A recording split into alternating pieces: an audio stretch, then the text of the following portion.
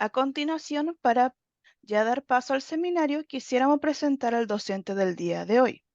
El expositor que impartirá las presentes sesiones, José Antonio Zamora, psicólogo, doctorante en consultoría en sistemas humanos, maestría en psicoterapia breve sistémica, profesor del programa de maestría en terapia familiar por parte de la Universidad Iberoamericana Extensión Monterrey, consultor y psicoterapeuta en la unidad de neuropsicología y psicoterapia en Guadalajara, México.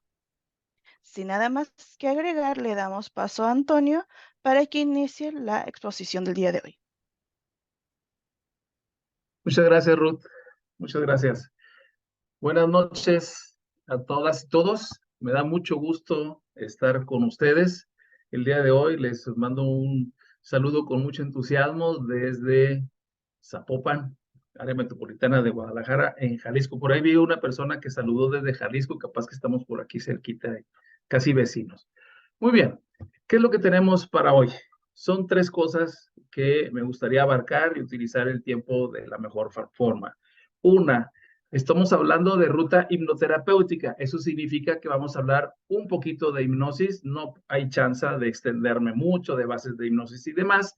Simplemente voy a pasarles un video de una técnica de hipnosis que va a ser de mucha utilidad para aquellas personas que quieran utilizarla en un ambiente psicoterapéutico. Es una técnica de hipnosis que a mi consideración, a mi manera de ver, es muy segura y puede ser efectiva con un espectro muy amplio de perfiles psicológicos de los pacientes.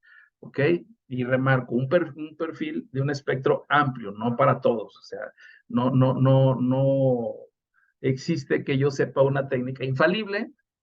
Algunas personas requieren más tiempo para aprender y poder acceder a estados de trance de una manera útil desde el punto de vista terapéutico. Segundo tema, vamos a estar hablando con respecto a trauma y memoria autobiográfica.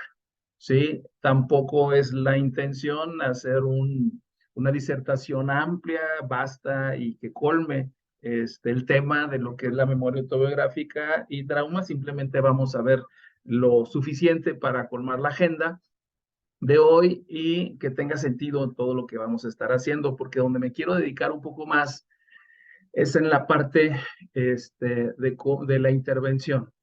¿Qué es lo que se puede hacer una vez que hemos logrado estados de trance con propósitos psicoterapéuticos? ¿Sí? Se dice que lograr que una persona alcance un estado de trance es la parte más sencilla. La parte que tiene chiste, la parte que tiene el mérito terapéutico es lo que haces con la persona mientras se encuentra en un estado disposicional llamado trance. Y ese es donde me quiero centrar un poquito más para ver cuál es esta ruta.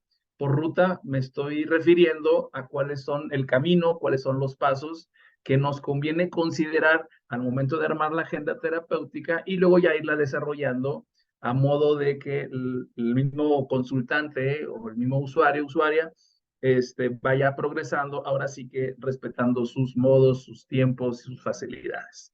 ¿Ok? Eso es lo que vamos a ir viendo. Así que vamos a ir sondeando y preparando un poquito. Vamos a ver, ¿qué sabemos de lo que es trance? ¿Alguien de ustedes ya tiene experiencia en hipnoterapia? ¿Ya sabe aplicar trance? ¿Aplicar el trance en terapia? Levante la manita nada más.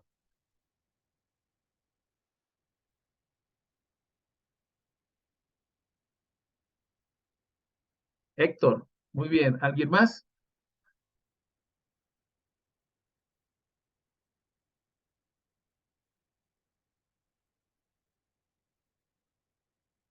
Ok, muy bien. El concepto de memoria autobiográfica. ¿Tenemos algún referente? ¿Alguien ha escuchado de lo que es memoria autobiográfica? Puede levantar la mano. Ana Idalia. Muy bien. ¿Alguien más?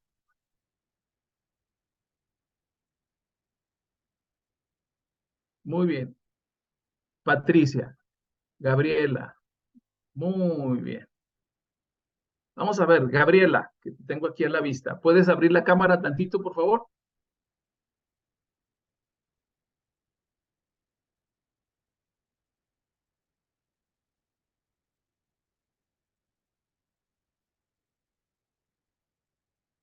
Ah, bueno, no puede. Bueno, ¿quién más? ¿Idalia?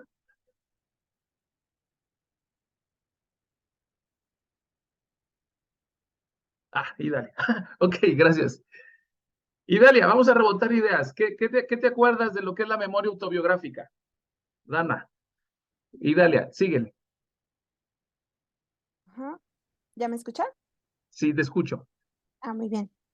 Pues es básicamente lo que contiene los recuerdos de eventos específicos en la vida de una persona y que pueden o no reflejarlos o relacionarlos en virtud de sus experiencias cotidianas, ¿no? Incluye recuerdos desde los muy, muy, muy antiguos hasta la memoria a corto plazo. Excelente. Muy bien, gracias, Idalia. Ya avanzamos mucho. Ya avanzamos mucho. Muy bien, vamos a compartir la presentación, ¿sí? Y vamos a ir avanzando en estos conceptos. ¿Ok? Vamos a ver.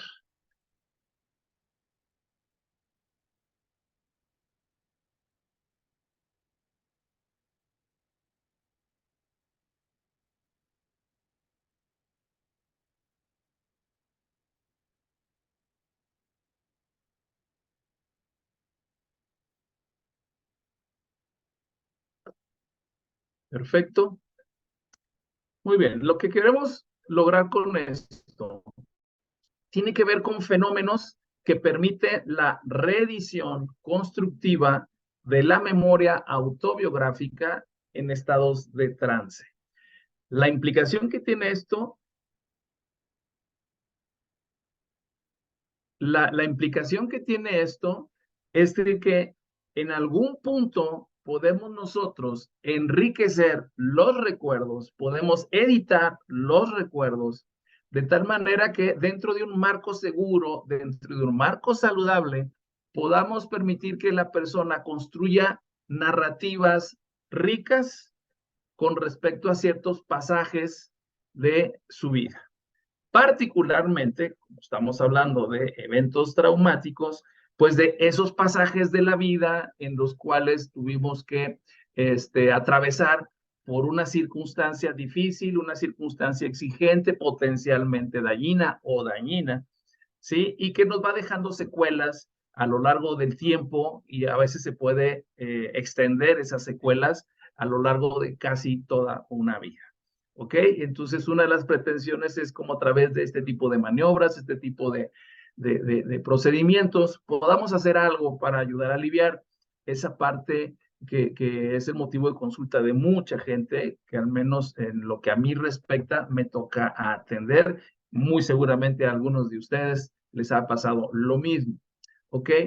Así que una de las cosas que necesitamos llevar en esta agenda es explorar dentro de esa memoria autobiográfica y recuperar recuerdos.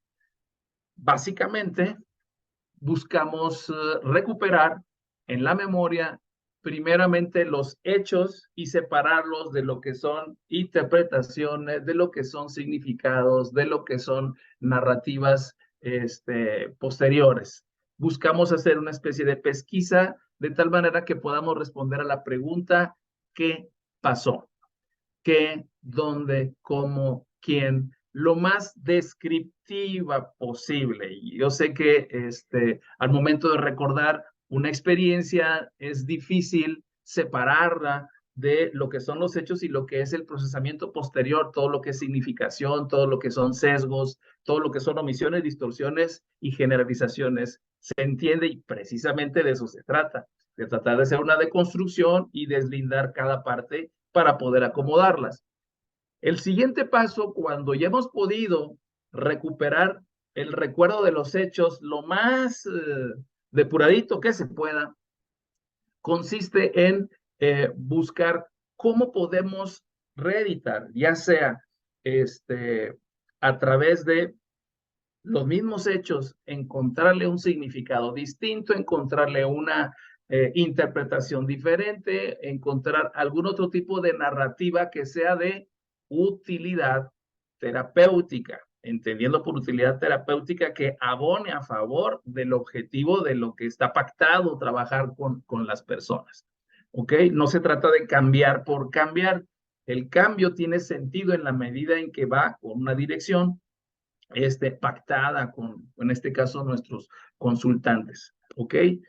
Y luego, cómo a través de los estados de trance poder hacer maniobras que caen dentro de un género de técnicas muy variaditas, con diferentes aproximaciones técnicas o aproximaciones académicas, como ustedes le quieran ver, que suele llamársele de manera genérica maniobras de cambio de historia personal.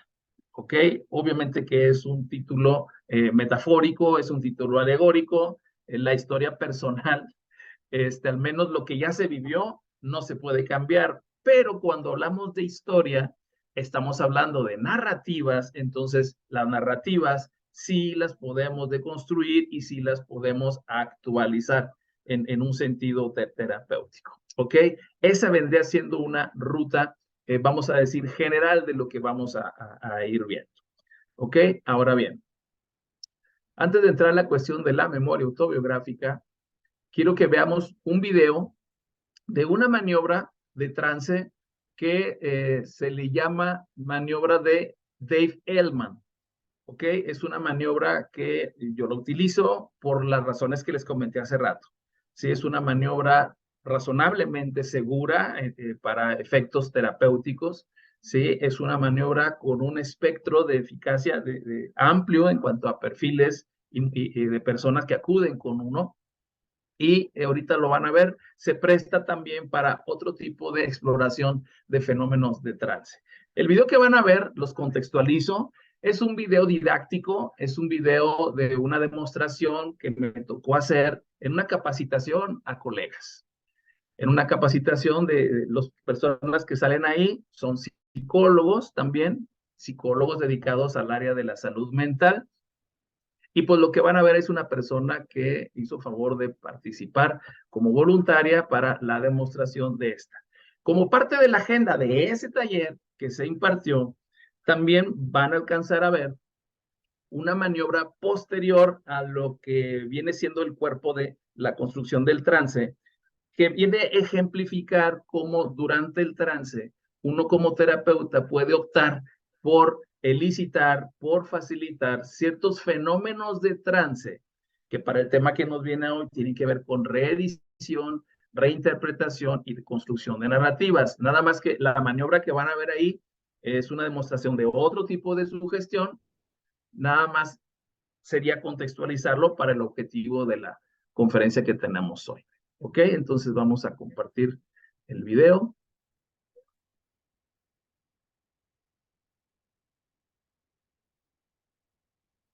Vamos a ver si abre.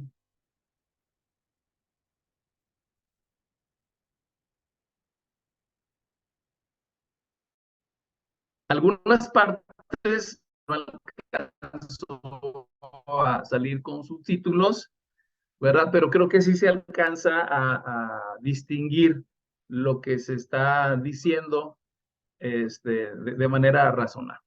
¿Ok? Entonces vamos a arrancar.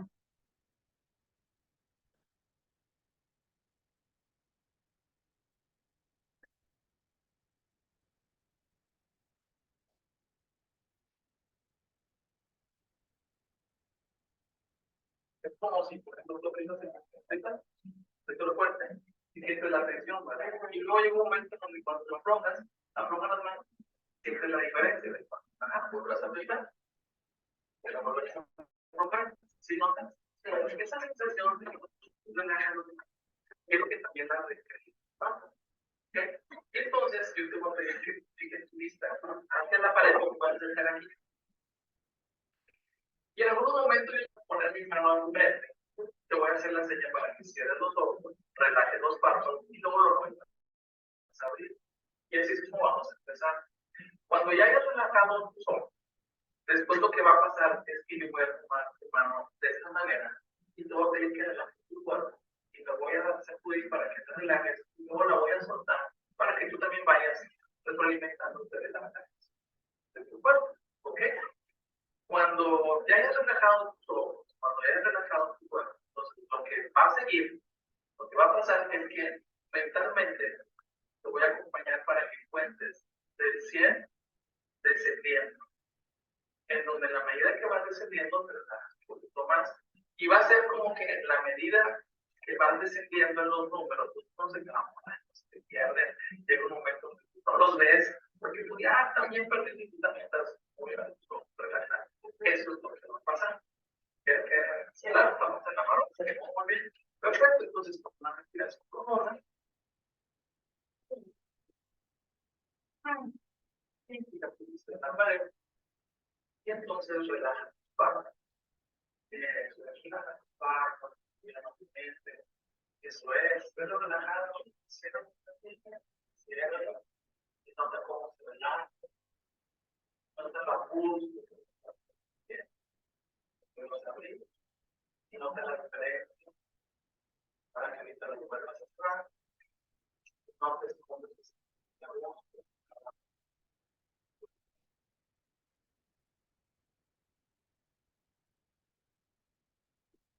Bueno,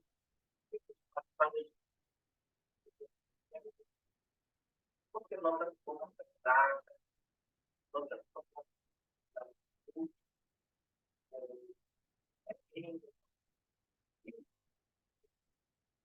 y cuando la y llega un momento en que los contactos que formaste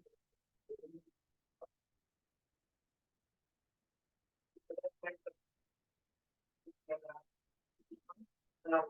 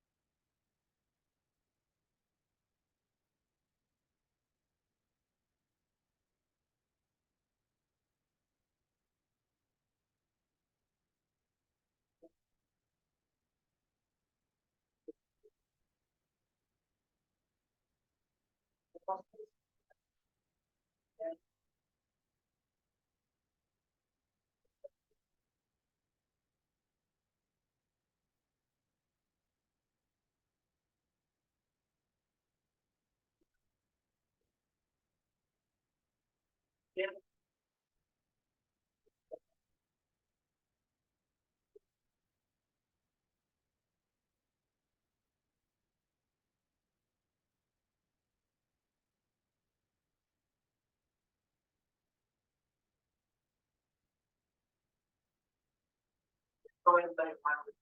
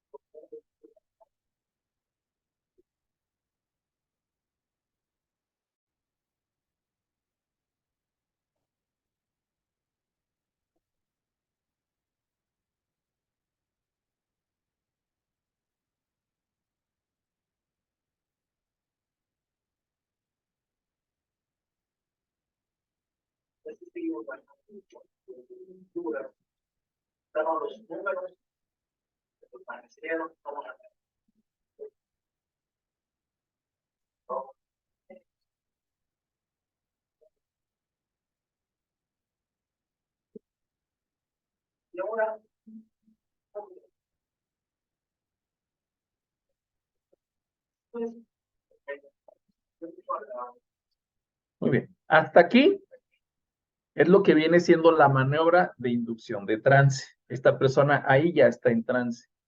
Esto que acabamos de ver también entra en lo que es el género de inducciones rápidas.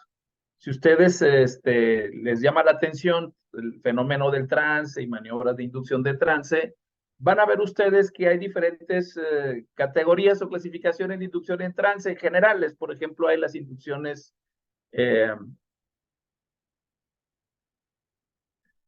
están las inducciones que le llaman instantáneas, que esas son en un minuto la persona ya está en trance. Se presta mucho para shows de trance callejero.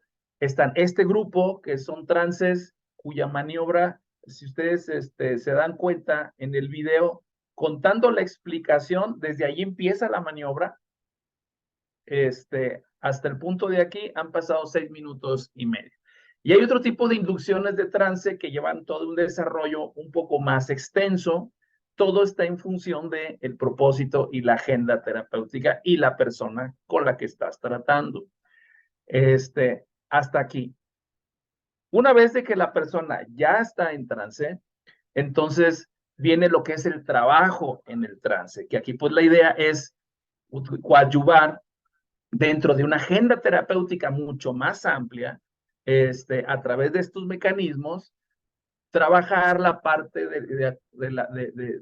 que les dije del enriquecimiento de las narrativas en aras de facilitar todo el resto de la agenda terapéutica en lo que viene siendo el desarrollo de habilidades de enfrentamiento o lo que es terminar o adecuadamente un duelo o lo que siga para que la gente continúe su vida de la mejor manera. ¿Ok? Entonces, esa es la pretensión. A partir de aquí ya viene lo que les anticipé, que es ya una demostración de otro tipo de elicitación de fenómeno de trance. ¿Ok? Lo vamos a ver para tener una idea. Pero imagínense que si esto fuera una sesión real, una sesión con propósito psicoterapéutico, esta parte sería sustituido por el desarrollo de un tema, de un relato que procuraría reencuadrar, procuraría ver diferentes ángulos del mismo recuerdo obtenido de forma objetiva del pasaje de interés.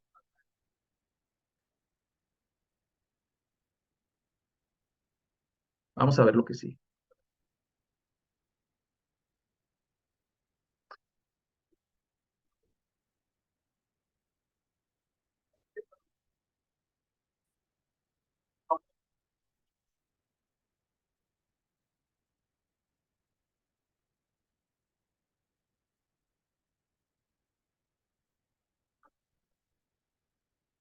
Mostramos una habilidad superior que es el de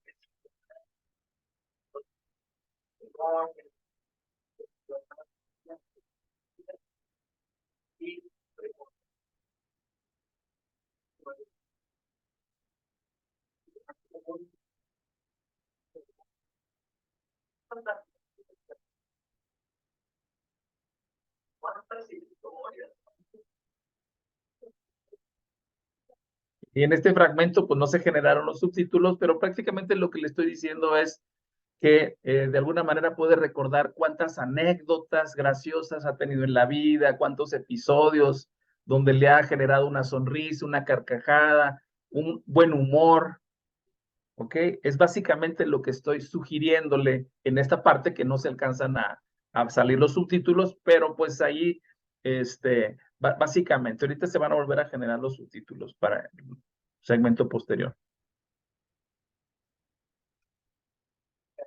¿Has escuchado los videos de Francesca? Que están nomás contando chistes.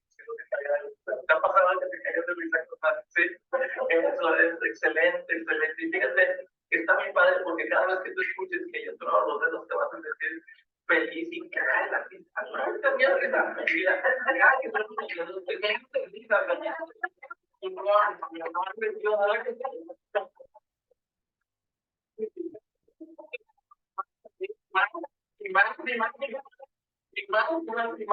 eso es perfecto. Se viene tan natural, se viene que como si tuvieras un comediante o participante, tú das el chiste, eso que la cuenta que Arturo le dice que no termina cagado.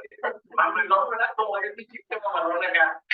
Y cuando tú escuchas que todos los dedos más,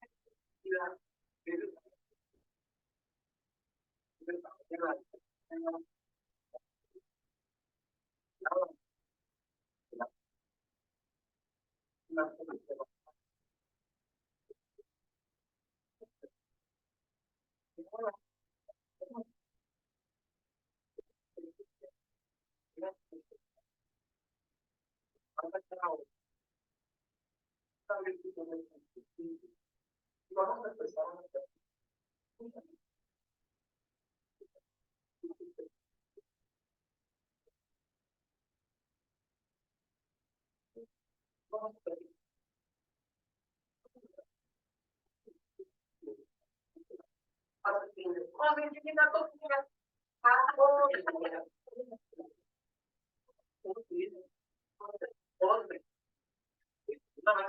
me puse a contar cuántos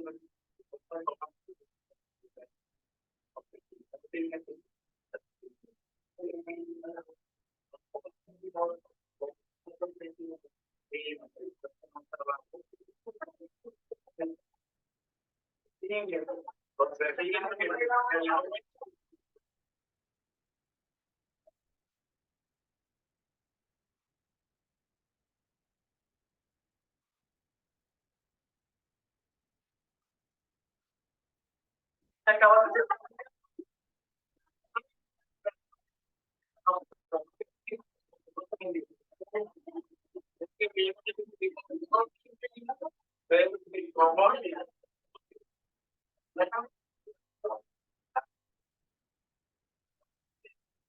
y quiero agradecerte la oportunidad de este regalo, que afortunada eres de tener este recurso.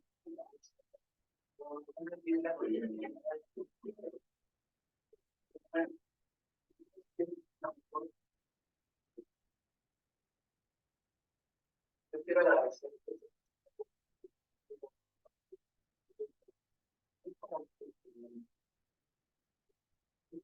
Entonces, a partir de hoy, la lista llegó al humor. Hasta aquí, lo que pide lo es parte de tu vida. Entiendo que sabes que gusta tu vida. A partir de ahora, cuando sientas que te pones a una situación, o de pronto no quieres eso, a encontrarle el lado afuera, que te va a permitir poder salir a su objetivo, poder transitar tu absoluta felicidad,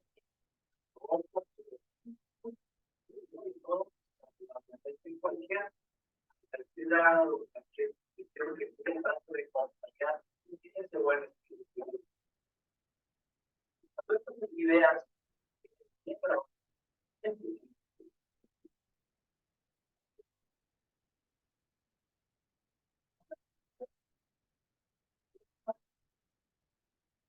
encontrar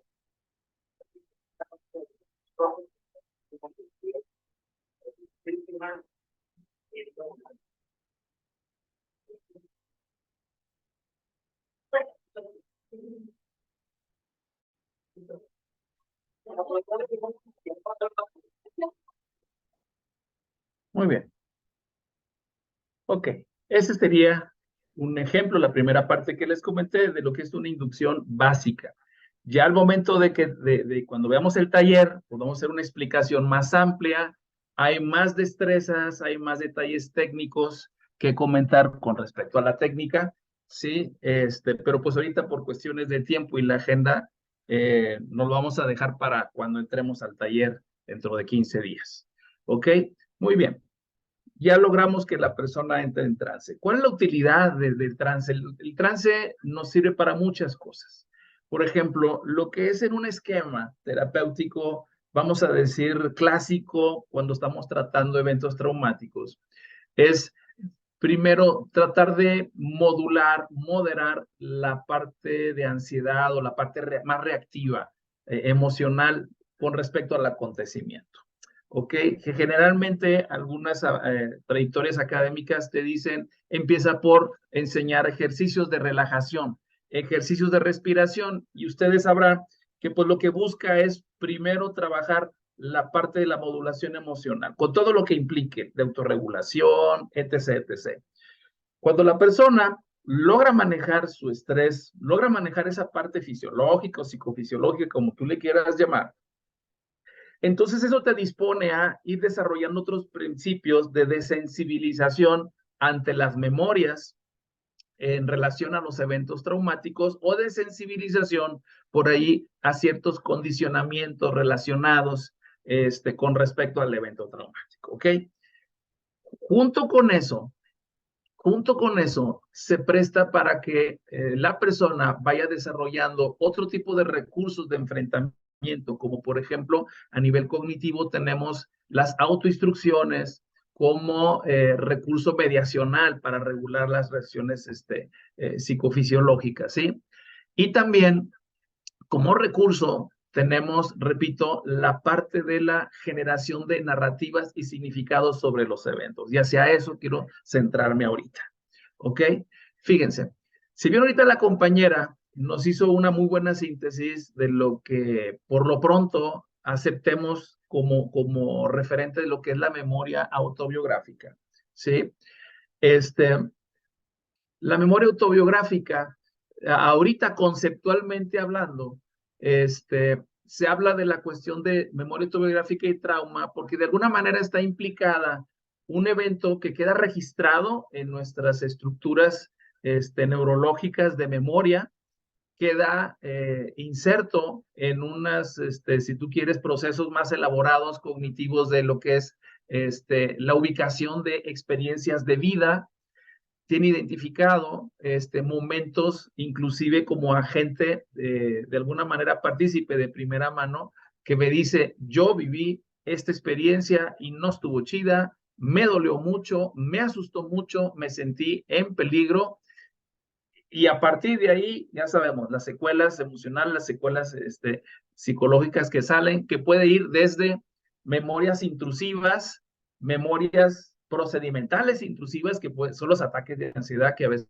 nos pueden dar, hasta lo que es, le llaman por ahí cambios de personalidad, en el sentido en que la persona puede llegar a ser irreconocible en cuanto a su forma de desenvolverse y de interactuar con los demás o el medio ambiente. Ustedes les habrá tocado conocer personas que antes y después de un evento de tipo traumático, su manera de ser cambió. Se volvieron pesimistas, se volvieron retraídas, su forma de ver el mundo antes era optimista, si tú quieres rosa, si tú quieres ingenua, y les cambió. Se vuelven amargadas, se vuelven nihilistas incluso si no lo eran, o un nihilismo más mala onda, que son cambios que la gente vamos teniendo. Ahora bien, les recomiendo a estas alturas un libro de la doctora Adriana Orozco. Déjenme les paso la referencia. Vamos a ver.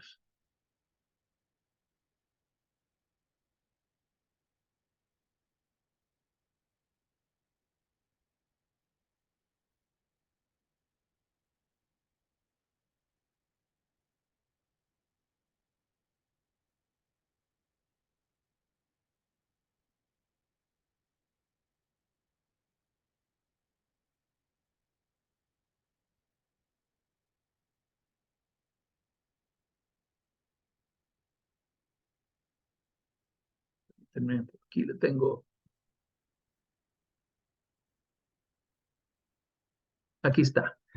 El libro se llama Memoria autobiográfica, Trauma y Construcción del Yo, editada por la Universidad Autónoma de Tamaulipas y Colofón.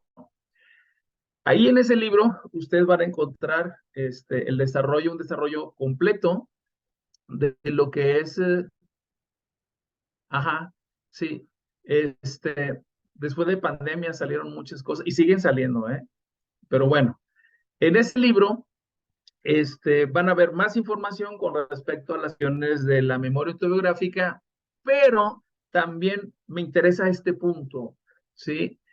Ahí se desarrolla la importancia de las narrativas. Ahí te va. Cuando uno tiene un evento traumático, es como cuando uno se lesiona una articulación o te lesionas un músculo o te fracturas, ¿sí? ¿Cuál es la reacción, la respuesta intuitiva más esperada? Que la persona se repliegue, que la persona del dolor inmovilice la extremidad. Incluso si vas al servicio médico y tratan de manipularla para ayudarte, la reacción es, no me la toques porque me duele. ¿Cierto? Si alguien una vez se ha hecho una cortada, un raspón y vas a hacer los enfermeros es lavar, incluso tallar la piel y la reacción es quitarla. Y por más que te digan, no lo quites, déjese, dices, pues es que me duele, ¿cómo que no la quites? Muy bien.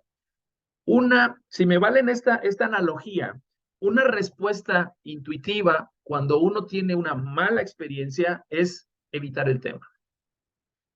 Si ustedes recuerdan, una de las características de los malestares relacionados con eventos traumáticos y estrés es la evitación. Uno no quiere tocar el tema, no quiere pensar en eso. ¿Por qué? Porque recordarlo duele. Se nos vienen recuerdos, se dice, disruptivos porque vienen sin permiso. Se dice que nos vienen secuestros emocionales porque uno reexperimenta las cosas sin nuestro permiso. Ah, gracias, Omar. Chido. Sí, sin nuestro permiso, y lo que es peor, quieres dejarla pasar y se quedan ahí. Como mientras más intentas desaparecer esas memorias, esos recuerdos, peor se pone la situación.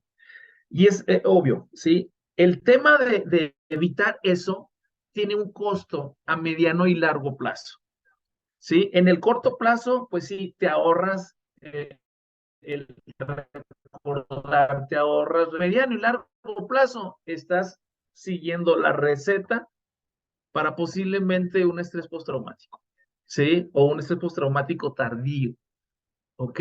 ¿Por qué?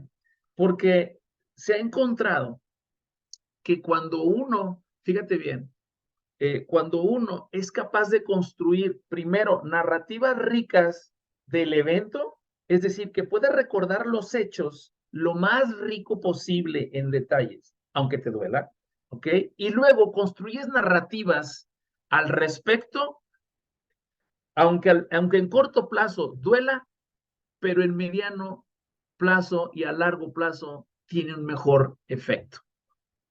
Fíjate qué curioso, y esto es contraintuitivo, ¿ok? De tal suerte que si llevamos esto al ámbito clínico y lo insertamos como parte de toda una agenda terapéutica más amplia, ¿sí? Entonces de lo que estamos hablando es vamos a buscar actualizar e enriquecer las narrativas, ¿ok? Desde lo que son las terapias posmodernas, particularmente la terapia narrativa, nos dice que no hay narrativas buenas ni malas, pero hay narrativas pobres y ricas. Ricas en contenidos, ricas en procesos, ricas en implicaciones y significados. Que en este caso, ¿qué tipo de implicaciones, qué tipo de significados o resignificados nos interesan? Todo lo que nos permita acceder a, vamos a decir, disposiciones de resiliencia. Disposiciones en donde uno se levante y sigas tu camino. No se trata de olvidar lo que sucedió, porque también sería desperdiciar una lección. ¿Ok? Sino de conectar con la parte en donde nos actualizamos, en la parte en donde nos recomponemos con una experiencia edificante, una experiencia formativa, una experiencia que temple el carácter, si me permiten esta expresión. ¿Ok? Esa es la idea. ¿Va? Ahora bien, si ya hablamos de esto, también aquí, fíjate, tal vez ustedes estén familiarizados con los trabajos de la doctora Loftus. Los trabajos de la doctora Loftus van en la línea de lo que es la psicología del testimonio. Si alguna vez ustedes les ha interesado el ámbito de la psicología forense, el ámbito de la psicología del testimonio es un tema obligado. Y una de las cosas que uno cuida cuando estás haciendo una pericial en psicología, o bien en México cuando estás haciendo una entrevista investigativa, es respetar estas sugerencias que nos da la psicología del testimonio para no contaminar y sembrar memorias falsas que afectan un testimonio de utilidad judicial. ¿Ok? Por ejemplo, los trabajos de la doctora Loftus han sido impresionantes al momento de sembrar recuerdos en personas que participan en sus estudios de pasajes de su vida que nunca sucedieron. Imagínate que de pronto tú nunca has estado quizá en las pirámides de Egipto, pero de repente te sugieren que sí estuviste. Sí, o a lo mejor si te parece demasiado inverosímil las pirámides de Egipto, vamos a algo más local. En México, vamos a suponer que estás dentro de la zona del centro de México, pero nunca has ido a Teotihuacán y de repente te hacen pensar que pensándolo bien, sí estuviste en Teotihuacán alguna vez. Han hecho que personas recuerden un momento en su vida donde se perdieron en un centro comercial, cosa que no es cierto, pero lo recuerdan como si hubiera sucedido. Han hecho que la gente recuerde memorias como el de haberse tomado una fotografía con una botarga de Bugs Bunny en Disney. Ya la agarraste, ¿verdad? ¿Qué tiene de raro? Pues es que Bugs Bunny, ¿qué tiene que hacer en Disney? Esperarías que fuera con Mickey Mouse, Tribilín, el Pato Donald, pero Disney es de Warner Brothers. ¿Ok? Han hecho que personas, por ejemplo, con malos hábitos de alimentación, estén convencidas de que una etapa de su vida en donde adoraban el brócoli, adoraban las verduras. ¿Ok? Y esto sugiere muchas implicaciones éticas, pero sobre todo a nosotros nos interesa las implicaciones terapéuticas. ¿Ok? Porque aquí nos interesa sí enriquecer, sí tomar, sí resignificar con un interés terapéutico, ¿ok? De tal suerte que, fíjense bien, aquí la gracia está en que entendamos esto que les estoy presentando. Paul Václavic nos habla de que la experiencia humana podemos discernir dos vertientes que van de la mano. La primera se le llama, Václavic la llama realidad de primer orden. Y la realidad de primer orden, vamos a decir que se refiere a los datos duros, solemos decir, son datos duros, es decir, hechos y circunstancias constantes de la experiencia. Hechos y circunstancias que en algún momento dado, entre un grupo de personas, podemos concordar. Podemos decir que todos lo vimos, todos lo escuchamos, dar testimonios muy parecidos de un evento. Ese vendría siendo la parte de los datos duros. Pero luego viene lo que se llama la realidad de segundo orden. Esa realidad de segundo orden es subjetiva y es modulada por la forma en que construimos relatos, por la forma en que construimos narrativas. Es modulada por creencias, valores, nuestra historia personal, experiencias que tengamos. Historias buenas e historias malas. Últimamente ustedes si se meten en TikTok de psicólogos, de colegas, van a escuchar mucho el referente de lo que son las heridas de la infancia. Ok, es una forma de hablar de cómo nos ha ido en la vida y cómo nos ha dejado lecciones que nos pueden poner a la defensiva. Ok, esas cuestiones tenemos opiniones y tenemos especulaciones. Ok, como parte de estos relatos de segundo orden. Y es ahí donde nosotros podemos incidir. En México tenemos una frase que dice, a palo dado, ni Dios lo quita. Eso significa que lo hecho, hecho está, a lo hecho, pecho. Pero lo que nosotros hablemos o veamos de las circunstancias la interpretación que le demos. Sobre eso sí podemos trabajar. Últimamente yo estaba muy interesado en lo que son las terapias metamodernas. Ya ven que hay terapias modernas, terapias postmodernas. Bueno, todavía estamos explorando terrenos que les suelen llamarse terapia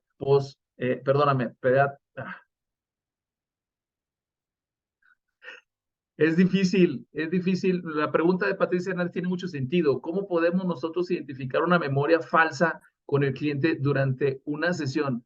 Es difícil si no tienes un referente. ¿Ok? A menos que tú conozcas más sobre los hechos. Sí, si me permites esta digresión, este paréntesis, a veces ni vale la pena meterte estamos hablando de narrativas o memorias falsas, no delirios, ¿eh? No estamos hablando con gente psicótica. Estamos hablando de la manera como la gente recordamos ciertas cosas.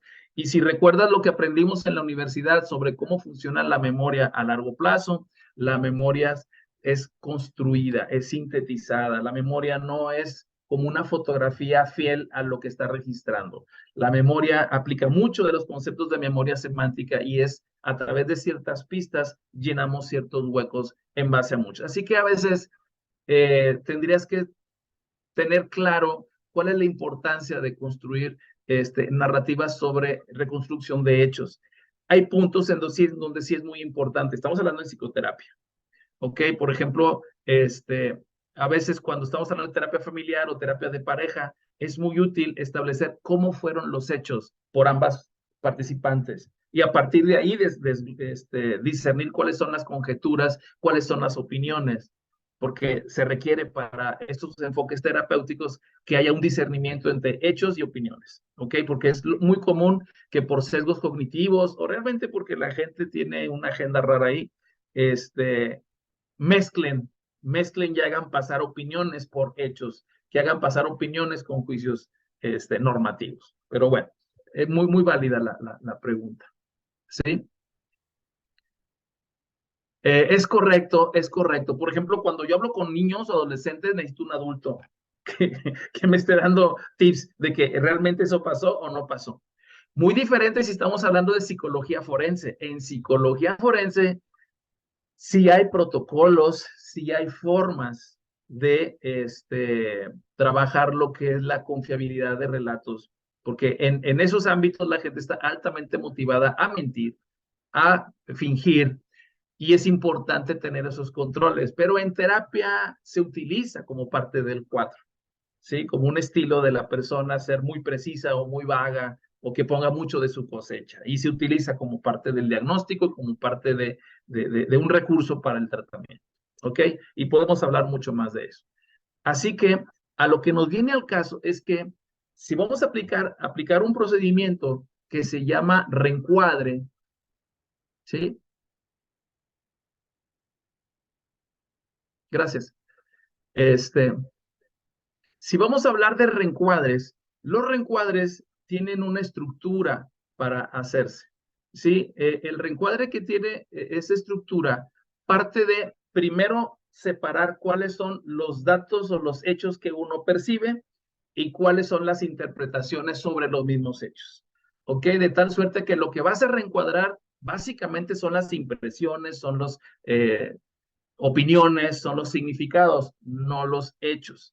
¿Ok? Aquí, por ejemplo, con lo que quiero ilustrar en esta imagen, pues la mayoría de la gente lo que ve puede concordar o podría concordar, pues que es una imagen donde se ven aquí dos trapecios, uno para arriba, uno para abajo. Se ve que la imagen está dividida, tiene un fondo azul claro para arriba y un fondo pues, que simula una textura entre verde, café, gris hacia abajo, que se ve una línea muy clara entre la parte de abajo y la parte de arriba que concuerda con la parte que divide el rombo de arriba con el trapecio de arriba con el trapecio de abajo. Y mucha gente podrá concordar que el color de arriba, el gris de arriba, es hasta más oscuro que el de su contraparte de abajo. Sin embargo, si ustedes agarran su dedo y lo ponen para tapar la línea divisoria, concordarán en que tanto el gris de arriba como el gris de abajo son el mismo tono de gris. ¿Ok? Ese es el efecto de las narrativas. Hacen que la perspectiva cambie, aunque el hecho sea muy, muy evidente. Y eso tiene que ver con un fenómeno, ¿sí? Que en nuestro cerebro tiende a encontrar significados donde no los hay.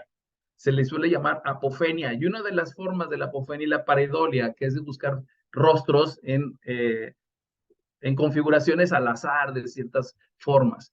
Ese mismo fenómeno de la apofenia es la que nos ayuda y es una cuestión natural. Hay quien piensa que pues así evolucionó el cerebro humano con esa tendencia a buscar significados, relaciones entre los eventos, que nos ha permitido desarrollar otros recursos que nos dan ventaja evolutiva desde un punto de vista cognitivo, ¿ok? Y de ahí sale la cuestión de las narrativas. ¿Cómo podemos cambiar la perspectiva para interpretarlo distinto? ¿Ok? Y aquí es donde entra la parte del cambio de historia personal. Fíjate bien, el procedimiento, aquí ya voy a quitar esta parte, ¿sí? El procedimiento consiste básicamente en lo siguiente. Primero, saca los hechos. Segundo, ¿desde qué otro ángulo se puede ver? Por ejemplo, vamos a suponer de un hecho que sucedió hace 15 años, ¿ok? Y vamos a pensar que tú, con tu consultante, tú dices, mira, han pasado muchos años, has madurado, has aprendido cosas al día de hoy. ¿Qué cosas sabes hoy que no sabías hace 20 años cuando te tocó vivir esa situación? Por ejemplo. Y la misma persona te va a dar una perspectiva que le solemos llamar de recursos, ¿ok? De recursos, ¿ok? Si tú tuvieras que ayudar a alguien que está pasando en el presente por circunstancias parecidas de las que tú pasaste hace 20 años, ¿habrá derivado de este razonamiento algún consejo que le puedas dar? ¿Alguna forma de ver las cosas? ¿Habrá alguna lección que has aprendido a lo largo de estos años que pueda ayudarle a esta persona a seguir adelante de una manera razonable en su vida? Y entonces tú vas construyendo a base de, te digo, percepciones con un ángulo distinto, ampliar ¿cómo se dice? Ampliar el panorama, ¿sí? Y te voy a dar un ejemplo, ¿sí? Acudió conmigo un señor en donde me lo derivan. El señor se jactaba de decir, pues me mandaron contigo. Yo creo que la otra terapeuta se espantó. El señor era un sujeto ya de unos 64 años, había sido director de un corporativo, estaba a punto de jubilarse, lo corren, fíjate. El señor es sobreviviente de cáncer de próstata, la vio difícil, salió adelante, ¿sí? El señor se casó con una señora viuda que ya tenía hijos, le estaba yendo muy mal con los hijos de la señora, ¿sí? Y aparte estaba desempleado, ¿ok? Y el señor estaba atravesando por una depresión. Y el señor me dice, yo duermo con una pistola a un lado de mi cama, en el cajón de mi buró, y todos los días considero usarla, ¿sí? Pero algo me detiene, algo me detiene, algo me detiene. Vamos a decir, esos son los hechos. Yo no le voy a decir, no, mira, es que la vida es alegre y tú puedes ser lo que quieras ser. Eso dice un adolescente. Ese señor es prácticamente al final de su vida. ¿Sí me explico? Ya es un optimista con experiencia, o sea, alguien pesimista. ¿Sí? ¿Cuál es la perspectiva que le ofrezco? ¿Cuál es la perspectiva? ¿Cuál es la nueva narrativa a la cual le ofrezco acceder si decide continuar conmigo? ¿Ok? Ojo, partimos de los hechos. Yo no voy a negar su experiencia. Y le digo, mira, tienes toda la razón. Si yo pasara por lo que tú viviste y ya a estas alturas de la vida, yo lo que quisiera es como en el fútbol, cuando a tu equipo le está yendo mal, ya que se acabe el partido, ya que se acabe el partido. ¿Ok? Segundo, no te culpo. Tercero, a mí no me impresiona la muerte. A estas alturas de la vida, a estas alturas de la vida, la gente vive o muere como quiere y no hay edades para morirse. ¿Sí me doy a entender? No hay edades para morirse. ¿Qué es lo que estoy haciendo aquí? Estoy acompasando su experiencia, no la estoy negando ni menos. ¿Ok? Pero luego viene la propuesta de reencuadre. Aquí el tema, le dije, es que lo que existe en nuestras manos es cómo queremos morir. Queremos morir de una manera que valga la pena o queremos morir como perros? ¿Queremos morir con dignidad o queremos morir como perros? ¿Sí? Yo entiendo que la cosa está jodidísima, pero el tema es, ¿nos vamos a rendir o vamos a buscar remontar? Vamos a buscar que si vamos a terminar ya, que cuente, o al menos remontar, o bien meter nuestro gol, el de la honrilla, ¿ok? Si tú te fijas, le estoy metiendo una alternativa de narrativa a la misma situación. El señor accede. Sí, me gusta. La otra terapeuta no me gustaba porque me quería poner todo así como de que, vamos, la vida es muy bonita, ¿cómo que te quieres morir? Pues, ¿cómo? Ponte en mi lugar, cabrón, o sea, mi vida no es chida. ¿Sí me explico? Hicimos varias sesiones de hipnosis. El señor me dijo, por primera vez en muchos años me pude relajar. Me sentí muy a gusto, ¿sí? Durante el trance empezamos a desarrollar narrativas afines. Como a ese señor le gustaba mucho la lectura, entonces yo empiezo a tomar prestados ideas, principios, por ejemplo, de la filosofía del estoicismo y de la filosofía existencial. Y al señor le venía muy bien, ¿ok? El señor toca en suerte que nos vemos 5 sesiones. Para la sexta, el señor me dice, acabo de aceptar un trabajo, es un trabajo también como director corporativo, voy a estar viajando mucho, Toño, pero esto que tú me enseñaste, hizo que valiera la pena, voy a echarle todas las cañas, te lo estoy sintetizando, ¿sí? Y el señor se puso a trabajar, siguió viajando, lo volvió a ver varias semanas después, el señor estaba en su chamba acoplándose, pero tenía, vamos a decir, decimos, la moral renovada para dar ese último tirón en esta etapa de su vida. ¿Ok? Ese es un ejemplo de cómo transitamos para enriquecer una narrativa a partir de un hecho que a veces los hechos de veras que dices, no manches, o sea, ¿cómo decirle que todo este mugrero vale la pena seguir transitándole? ¿Ok? Muy al pensamiento de Albert Camus, ¿no? Muy bien, como me prometí terminar a tiempo, ¿sí? Los invito a lo que va a ser el taller, que va a ser dentro de 15 días, va a ser 2 días, tarde-noche, ¿ok? Un jueves y un viernes. Supongo que Ruth les puede dar más información al respecto. Ahí ya tenemos más oportunidad de platicar de este tipo de maniobras. Vamos a explicar un poquito más de la técnica o de lo que está detrás de eso que ustedes acaban de ver de trance. Sé que para algunos de ustedes les dejó preguntas, oye, ¿por qué hizo esto? ¿Por qué dijo lo otro? Oye, es que eso que dijo no es verdad. Sí, bueno, tiene una justificación técnica.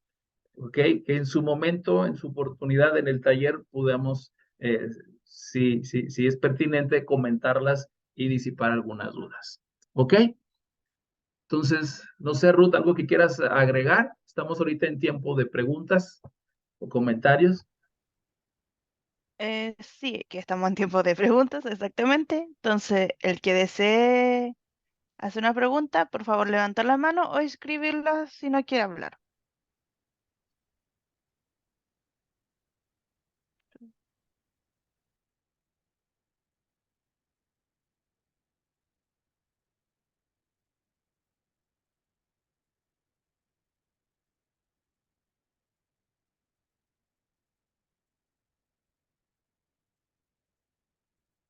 Héctor, adelante, Héctor. Héctor, te busco para darte el pase. Ya, te lo acabo de dar. Ok, buenas noches. Perdón que no encienda mi cámara, pero estoy pasando por casi el último día de síntomas del COVID. Del dengue, perdón, del dengue. Adelante, está bien. Oye, Antonio, Dígame. mira, yo he visto que has utilizado un lenguaje con la señora como muy excesivo de confianza desde mi punto de vista, porque yo desconozco cuántas sesiones ya llevabas con ella. Por ejemplo, me llama la atención esta parte en cuanto tú le dices, te vas a cagar de la risa. Nosotros aquí en Veracruz, por ejemplo, estoy hablando muy generalizado, ¿no? En general, decimos muchas picardías y groserías. Pero bueno, ya en psicoterapia, fíjate, a mí no se me hubiera ocurrido nunca usar ese lenguaje que tú utilizaste. Por supuesto, a menos que ya hubiera llevado un proceso de varias psicoterapias. Entonces yo aquí te quiero preguntar, la pregunta es la siguiente, ¿ya llevabas un proceso o tú lo hiciste de manera espontánea? Eso es lo que quiero preguntarte. ¿Ese lenguaje salió de manera espontánea o tú ya lo tenías calculado? Ahí va, Héctor. El contexto es que ese es un taller, no es terapia. Ah, ok, quizás ya Sí, desde ya ahí te tenía, da la ya tenía un apertura. buen rato, ajá, ya tenía un buen rato de convivencia con los participantes y todos eran colegas.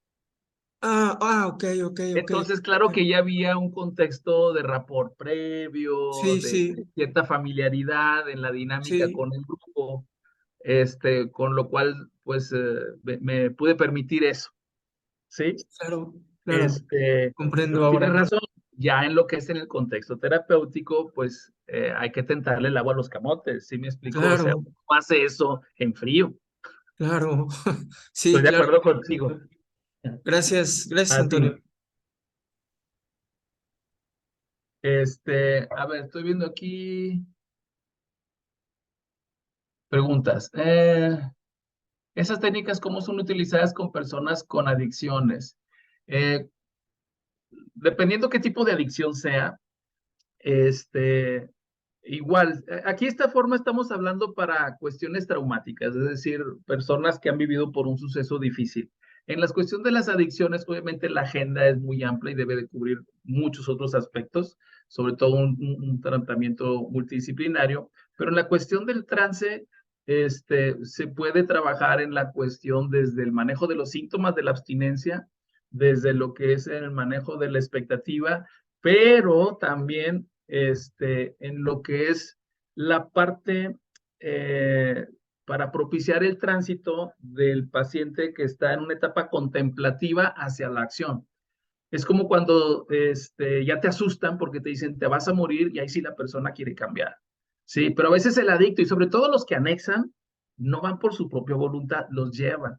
¿Sí? Entonces, como los llevan, podemos pensar que están en una fase rebelde, en una fase precontemplativa, ni siquiera contemplativa, ¿ok? Entonces, cuando ya has cruzado de la parte precontemplativa a la contemplativa, una dinámica de este tipo puede ayudarles para pasar de la contemplativa a la acción mediante sembrarles el principio de urgencia, apelando a las cosas que le tienen miedo y le motivan. Estoy hablando grosso modo, ¿ok? Este, espérame, voy. Parecía como coaching. Bueno, claro, sí, porque lo que están viendo es en frío, sí, sin el contexto. Sí, incluso hasta parecía por el contexto del curso, pues si ustedes se fijan, hasta hacemos comentarios que parecen más show de John Milton, ¿sí? Sin embargo, pues la técnica es perfectamente válida y eso es lo que se buscaba. Sí, a diferencia del coaching, que es una de las críticas que le hacemos, el coach desconoce toda la ingeniería técnica que hay detrás de una maniobra como esa. Incluso para lo que comenta Héctor, cómo hablarle a una persona con más o menos familiaridad o picardía, hay mucho trabajo técnico detrás, hay toda una ingeniería, una arquitectura técnica detrás, que es lo que se critica al coach que se maneja en esta forma, ¿no? Que no se espera que lo tenga. Permítanme, me regreso un poquito porque avanzaron los chats. A ver.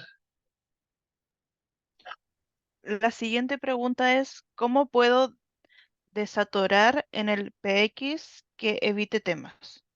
PX creo que Es paciente. correcto, ¿sí?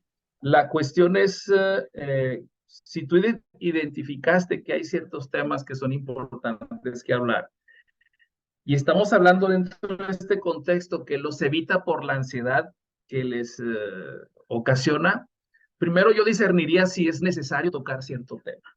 Si no es necesario tocar cierto tema en aras de un principio psicoético de justicia, es decir, buscar los procedimientos menos cruentos y pero al mismo tiempo más eficientes, no sería necesario tocar temas que generen reacciones adversas, ¿sí?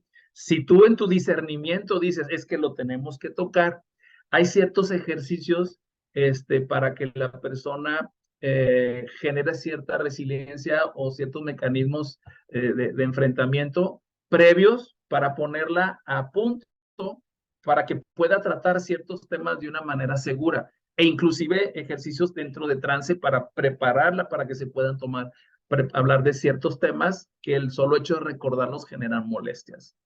¿Ok? ¿Qué es más difícil, abordar los adultos o los adolescentes en la experiencia? Mira, a mí se me da mucha facilidad con los adolescentes. Sí, yo te puedo decir que dependiendo del tema y la disposición con la que me llegue el adolescente, se me da mucha facilidad y sí no te puedo decir que unos más que otros. ¿Ok? De hecho, pues yo tengo una perspectiva con los adolescentes de cómo ayudarles a transitar en una etapa de vida dentro de un mundo adultocentrista. ¿Ok? Porque también tienen voz, también tienen ideas, tienen sentimientos, tienen opiniones. Desafortunadamente, en un mundo adultocentrista, sus opiniones muchas veces quedan soslayadas, ¿sí? Y no está chido.